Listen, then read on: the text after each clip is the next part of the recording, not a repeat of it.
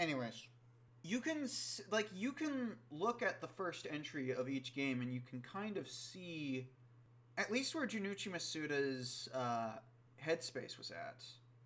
And that's definitely where we're going to have to get to, because, like, for anyone who asks the question, what did Junichi Masuda ever do, there's a lot to answer in that. It just comes down to the question, do you like the Hoenn region? Do you like the Sinnoh region? Do you like Ruby and Sapphire? Do you like Diamond and Pearl? Do you like Black and White? Do you somehow like X and Y? Does me saying that X and Y are mediocre, I suppose, does that make you twitch with annoyance? But more importantly, what do you think of Giovanni? Is he the hammiest fucking mob boss you've ever seen? Quick and to the point? Or is he calm and collected and down to earth and classy as fuck? Those sound like two completely different people, don't they? Guess what? That first one? That was Giovanni in red, blue, and yellow. I'm not shitting you. He doesn't, they're in Fire Red and Leaf Green. When you finally find Giovanni, he actually gives you a bit of an introduction to who he is and whatnot. In the original games, you battle him, he congratulates you on making this far, and then you battle. Excuse me, I think I fucked that up somehow. But, he's straight into the point. But look at all of the exclamation points, and it becomes clear. His enthusiasm is supposed to be over the top. And if I had to compare him to someone, he's Ratigan if he had some standards. And if you don't know who Ratigan is, type into the search engine, Ratigan, the world's most criminal mind. I believe that was it. I typed it in today. And you'll get why I'm comparing him to Giovanni in the original games, to Ratigan.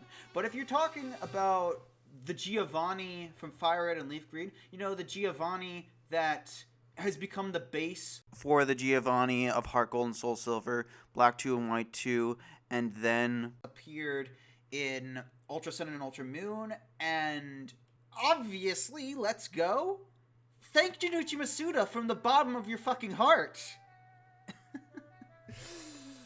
Because without him, and you might say that someone else could have done it, and that's entirely plausible, but in this timeline of events in the real world, Junichi Masuda is the one you credit, is the one you thank. Because, who knows, Giovanni may have stayed the hammiest motherfucker. I keep saying that, but here's the thing, you can go go onto Bulbapedia if you can't be bothered to compare with the actual footage between the original games and Fire Red and Leaf Green. See how many times that his sentences ended with an exclamation mark, and see how many things that was how many sentences an exclamation mark was replaced with a period in Fire Red and Leaf Green. You will be amazed how much of a difference it makes. But hey, here's the thing. Junichi Masuda is one of those kind of people that, I think there are some people that it should be fine to talk ill of the dead. Obviously, there are plenty of people who disagree with me on that. But Junichi Masuda ain't one of them. So, by all means, he's no perfect angel, okay. He's not a perfect genius. He doesn't get... For crying out loud, look at his recent interview, and then look at Let's Go. And you can see the contrast of how he views the Pokemon world different from Shigeru Omori, and even possibly Satoshi Tajiri, if some of the interviews with Satoshi Tajiri are any indication. Especially if, I don't know, you're going to have a battle with your rival in the cemetery. It's not a cemetery if it's in Pokemon Tower, which is a graveyard. Satoshi Tajiri specifically said that Pokemon do not die because that is this distinction he wanted to make. You should respect the dead and so on and so forth. So it says a lot about Blue that he would battle in a graveyard and would be mostly there for hunting Cubone. That's what he said in the original games. You know, if you happen to still believe the Raticate died theory. But hey, it might be true for all I know. I just don't think it is. There's just so many holes in it. I don't know how anyone could believe it still, besides pure ignorance. But once again, I could be wrong. I have been wrong many a times. I could be making an ass of myself right now, saying I don't have to be wrong to make an ass of myself. I don't know. But yeah, so I will call out and criticize Junichi Masuda until the day he is in his grave, which at that point I will not speak ill of him. So I might as well get that all out of my system before he croaks. And that'll be I'll be very old when that happens, honestly, because the man's 50, and unless some complications happen, he's got like about 39 years left, if he's lucky. 39. No, he has 29. Excuse me. Once again, if he's lucky. Because who knows, something could happen. Hopefully not, but hey. And unlike Iwata, and it's not to say anything about Iwata, because honestly, when he died, it's like, I didn't really know him nearly as much as many other people. So, whatever you felt when Iwata died, I think I'll have that when Junichi Masuda dies, honestly. Because, for better or worse, like, my fucking childhood was in this man's sometimes capable hands. And a lot of people, if you're as much of a Poke nerd as I am. But anyways, the thing that I wanted to get to is, you can see from specifically Yellow, nothing new was added to the maps of Kanto. Or rather, weren't redone. Many maps were not redone. How about that? Many maps were not redone. At best, you got something like, the Surfer's Hut for the Pikachu surfing minigame, which you'd be very lucky if you ever played until the yellow hit the A shop. Yeah, that's one. But other than that, it was like, beyond making a superior version, I'm sorry, you're not going to sway me from that. Objectively, there's more content. You can call it padding all you want, but there's not nearly... Things are replaced at best. I would say that, yeah, but... So based on all that, I would say that Yellow is better than Red or Blue. Just, it has more content, and barely anything's really changed. And you can't even make the argument, I start with Pikachu. Yeah, well, you can get an Eevee later on, and you can get all 3 starters. So, yeah, I don't really know what anyone would be complaining about. That you don't get to choose? That you're gonna have a hard time with Brock? I don't know. But if you prefer Red or Blue or something like that, that's more understandable for me. I just prefer Yellow, and I also think it's better. But you, by all means, the person who's listening to this and actually thinks I'm wrong, by all means, think I'm wrong. I think you're wrong, and we're just gonna have to agree to disagree. How about that? But with Gold and Silver, compare it to Crystal, and you can definitely see that, I guess you would say Satoshi Tajiri in this case, had something of a mindset. Was somewhat in the mindset of red, blue, and yellow with the legendary birds. I'm finally tying that back into this. And that's also why Crystal was kind of necessary. Because I've already said this before. But here's the thing. The biggest thing that I don't think anyone who didn't play Crystal or something like that don't understand. In Gold and Silver, not only were the legendary beasts optional, but if you wanted to get to them, you needed Rock Smash. Where were you going to get Rock Smash? Well, you were going to get Rock Smash after defeating Sudowoodo. You'd have to talk to a certain NPC to get it. How would you know this? I really have no idea. But on top of all of that, it was like they were treated, like I said, they were treated in a very similar way to the legendary birds. They didn't stay in one place, but the difference is the legendary beasts have a history with Ekrutik, especially if they're going to be presumably asleep in the Burnt Tower. But it wasn't until Suicune became the mascot for Crystal that everything was put together. And you can see this similar thing in Sapphire when compared to Emerald, I guess. Because if you compare Sapphire to, I guess, Crystal, I mean, on one hand, it was Junichi Masuda's first game that he was directing, but on the other hand, it's like Archie and Maxie, in both games, honestly, they realized they were wrong and then disappear off the face of the earth. You battle either Groudon and Kyogre and either catch them or don't. It really depends. Whatever. If you just, like, they disappear off the face of the earth. I already said that, but whatever. And then you go fight Groudon and Kyogre. And then in the post-game you realize, oh wait, there was the Master Ball inside Team Magma and Team Aqua's base in Ruby and Sapphire. Wait, why can't I enter the base? Talk to the old man, and he says they just packed it up and left. Now, coming off of Crystal, that makes sense because Team Rocket were kind of defeated, and then they disbanded, and it was kind of abrupt, but it worked. They had served their purpose. But the difference here is, and you didn't really have to do much. Emerald should show that.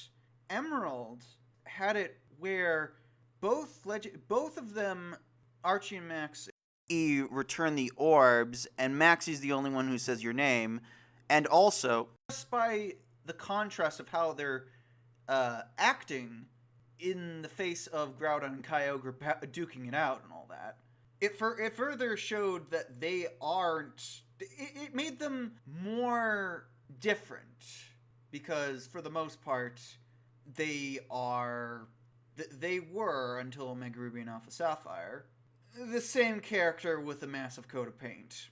And that just comes down to the fact that Ruby and Sapphire were basically the Oracle of Seasons and the Oracle of the Oracle of Seasons and the Oracle of, it wasn't Oracle of Time, but you know what I'm getting at.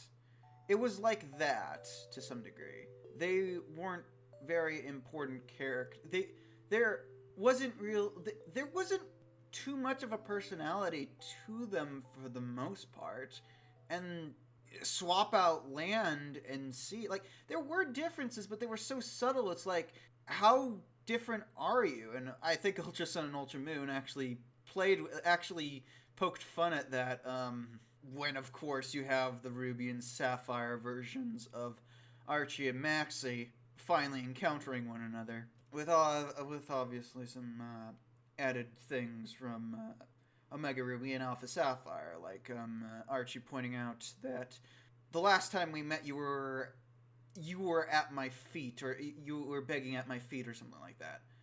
Not in Ruby, but not in Sapphire, but definitely not even in Emerald, just because of how it was structured. But definitely in Alpha Sapphire, that was definitely the case. But more than that, and you can kind of also... But here's the thing. There didn't have to be anything really big about them in Emerald, because all they really had to do was you had to, after all of that, go to Mount Pyra, see them bringing back the red and blue orb, and just... They didn't even have to say anything. Their silence spoke volumes. But I don't know if Junichi Masuda necessarily got the memo on that, because Diamond and Pearl ended in such an abrupt way, and it didn't even make sense. That's the thing that really perplexes me. This was definitely, like, what is stopping Cyrus, who just so happened to be defeated, from still going out and making another red chain and trying to do what he wants to do? I argue nothing. So, So Platinum, by contrast, does this so much better. It's a question of, could it have worked without Sharon? I'm not sure. Oh yeah, I'm gonna call Barry Ibari, but I'm gonna call Charon and Sharon, huh? Yeah, I see how it is. But anyways, and I think that just comes down to the fact that there just wasn't really much of a resolution. Like, to an extent, it makes sense that Maxie and Archie would pack up and leave Hoenn. With Giovanni losing the way that he did, it made sense that he'd go on the lam. He's been defeated. He thinks all the evidence suggests that that an Elite Four was not established before the gyms were. And that, and to his credit, if you compare his team to Claire's, to Wallace's as a gym leader, and to Juan's, and even Vulcaner, but keep in mind that Vulcaner is younger. And you can kind of understand why Giovanni would think that he would abandon his role as a gym leader, presumably for the same reason that Vulcaner did, and want to try and take over the world. To some extent, it makes sense. And that he does it under this delusion that Giovanni is the greatest trainer, or in Black 2 and White 2, the self-proclaimed strongest trainer in the world. And if you're talking about the four main islands, it makes sense to some degree, but it's not true. It's not even true if we consider that Vulcaner may have been weaker, or that around the time that Giovanni decided to just get fed up and start Team Rocket, that, like, he had some form of basis, especially because the Elite Four weren't established at the time. That's the reason why he started Team Rocket, and why he thinks, in the face of the fact that he was never made a member of the Elite Four. And it's especially weird because I think in Let's Go specifically, he says that he made the TM Earthquake for anyone who wanted to challenge the Elite Four. So in Let's Go, it's a little bit... His backstory is a little bit different, because the world is a little bit different, but I'm not going to spoil too much about... I'm not going to spoil... That's about... Like, that's an acceptable amount of Let's Go I'm willing to spoil. But there is a level... I'm not done with Let's Go just yet. Like I said, I am going to dick suck a bit, I suppose, but that's only because I enjoyed the game, and I think if I could if I could actually somehow contribute to just an uptick of more people buying the game, just so the Let's series can be its own thing along with the main series, because, and I'm getting to the reason why I want that. I think if I haven't already gotten to the reason. I think I'm getting to the reason, though. But, Giovanni thought I actually have my train of thought, thankfully, this time. Giovanni losing to Red and deciding to... as a result of that, disband Team Rocket. It made sense. The guy who would later become Archer losing and deciding that they should just give up and whatnot, that made sense. Cyrus disappearing at the end of Diamond and Pearl because reasons, it just doesn't make sense. Like, it makes much more sense that if Cyrus was stopped by Giratina, obviously. And seeing what became of Team Galactic afterwards was very interesting as well. Like, here's the thing. Junichi Masuda, like, it seems like Junichi Masuda brought up in the Black One and White One Awada Asks interview, that originally Diamond and Pearl were once called the grand culmination of the series up until that point, at least, or something to that effect. And I believe eventually Platinum took that away from it. And you can kind of look at, like, Cyrus, like, I don't want to get too into that, but Cyrus in Diamond and Pearl, from all the evidence that I can find, and there's very little of it, seems like he was actually genuine about his goals. He said at Spear Pillar that he wanted to create a world without strife and fighting. He genuinely wanted that, presumably for benevolent reasons. He was a well-intentioned extremist, just like Archie and Maxie. And he had the charisma, and he was down to earth like Giovanni. So he had the lofty goals of Team Aqua and Team Magma, and he had the down-to-earth, no-nonsense thing that Team Rocket had, thanks to Fire Red and Leaf Green. But in Platinum, like, they build him up as that kind of character, but they pull the rug from under you by revealing that he's a subversion of both of those things. He sure subverts having good intentions, and when he's by himself, he actually finds it pretty amusing that anyone would buy his passionate speech. And he also subverts Giovanni because, at least in Fire Red and Leaf Green, Giovanni left, like, it was always out of shame that Giovanni kind of left. But he left specifically because in Fire Red and Leaf Green. And he doesn't say this in Let's Go, which is very strange because, once again, this is presumably written by Junichi Masuda because he's directing it. Both of these games. But he specifies, I have betrayed their trust. I betrayed my men's trust. If anyone knows anything about Cyrus in Platinum, he recognizes that that his minions are incompetent and useless. And that's very interesting because here's the thing. For the longest time, because of Platinum, I thought this was him showing his true colors all around. However, it seems like he was genuinely a well-intentioned extremist in Diamond and Pearl. And then suddenly the comparisons between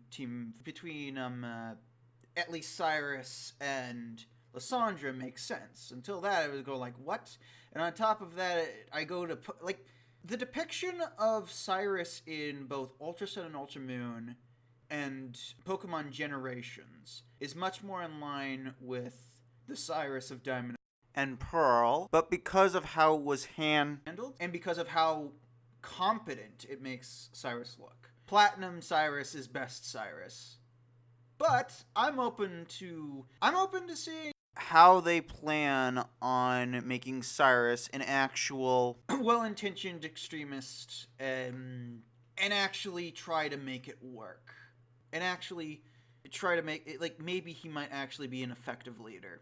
And it's really, like, I don't know if I'm saying too much here, because this is veering into territory I don't want to talk about. Like, if you, like, choose thy words carefully.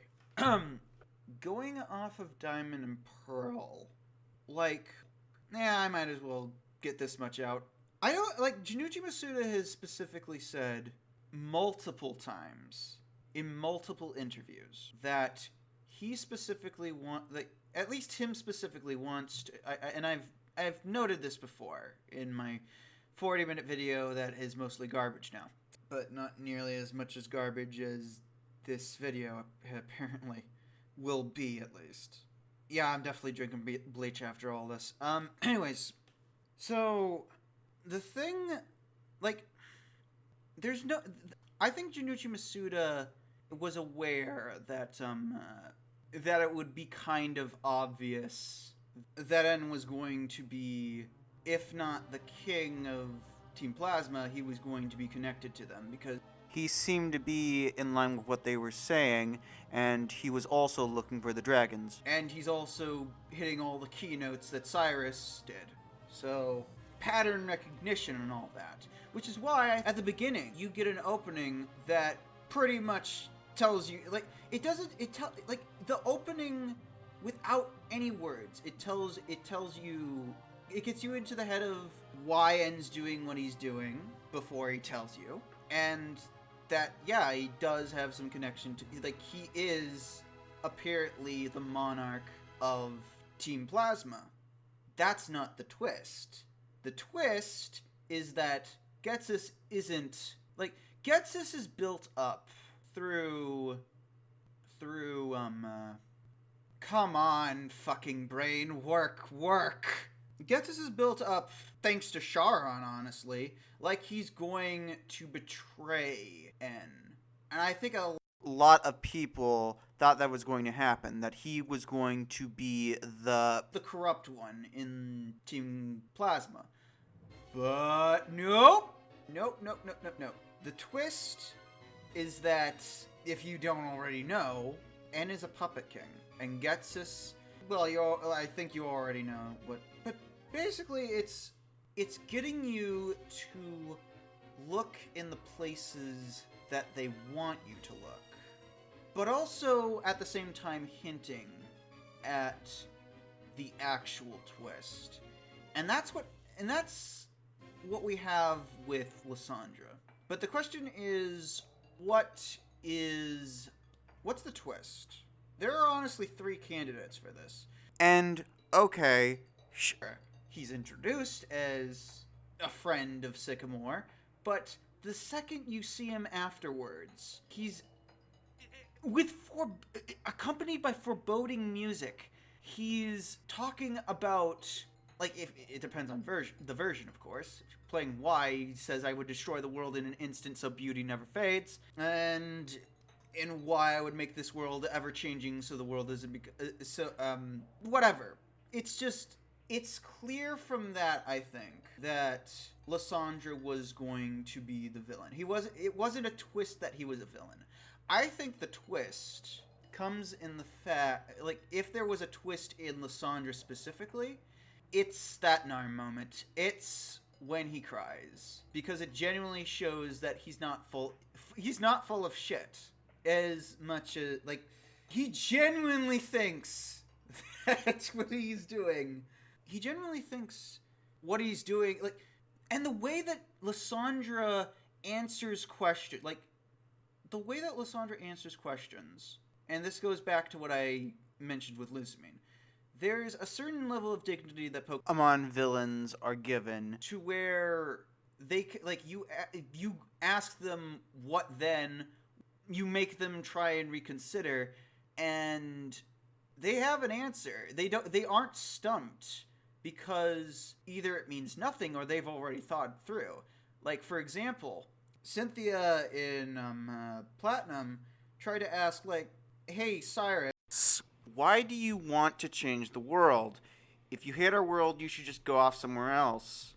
Find somewhere that you can live without seeing others." And his response is basically, "Why should I run and hide from the world and have to wait quietly? My aim is to rid our world of the vague and incomplete thing we call spirit. By freeing ourselves of that, our world can be made complete. That is my justice. No one can interfere." So, it wasn't a question that was going to stump him. or make him reconsider or anything like that. It's just basically he doesn't accept it because he sees it as cowardice, basically. Cowardice that he doesn't have to partake in, and he doesn't want to partake in. And so he reaffirms why he's doing this. Instead of, oh yeah, I never thought about that before. Even if he hadn't, it's like, no. And with that out of the way, it's time to address the reason that we have all this timey-wimey bullshit going on. So, basically, I did this audio in one go that lasted 5 hours, and then over days, I edited it down to about less than 4 hours or something to that effect. And it was around that time that, after having Audacity open for every time that I put my computer into hibernation, I realized there was a huge gap where this is right now that was missing. So basically, without apparently exporting this shit and just leaving it open, the file has been, I don't know if I'd say corrupted, but damaged, if nothing else. So I thought to myself, naively, that, okay, I'll just undo all of the gaps of things that I decided that I was going to edit out, and that would solve the problem. Because I was lazy, I decided to control Z or Y or whatever multiple times just to get that out of the way as possible. Then I realized there was more audio missing, and I didn't know what the hell was going on. What was going on? Even now I don't really know. But here's the thing, and this, like black magic, when I kept track of what I was putting back in via redoing a delete, suddenly some of the audio was coming back. If you are a veteran to Audacity, you may understand what the hell this is about, but it's a bug if I've ever seen one. So I'm left with two options, and one of them I already tried, and it's just not going to work. For that reason, I have option one. I can do what I'm doing right now and fill up the gap until I reach the spot where I'm trying to get to right now, and also that will and try to connect the dots of the things that I think that I talked about in the audio that is now gone forever. Or I could just give up on this entirely. I'm taking the former option, unfortunately. So I have less than an hour, but about an hour of things that I have to get to besides this. So I am going to stop recording this, and then I am going to edit this down, punch it into the actual audio track. Yeah, apparently in the audio track. And then use cliff notes, I guess, that I've written to figure out how I'm going to do this. Also, once I reach the end of all the audio that I have, I'm going to reconnect with something because right now, it's December 15th. So if you remember what time I said earlier in this audio, you can see how much time I've been spending on this. Because of that problem, mostly. And because I'm lazy. So anyways, ending this recording, and I will see you on the next part.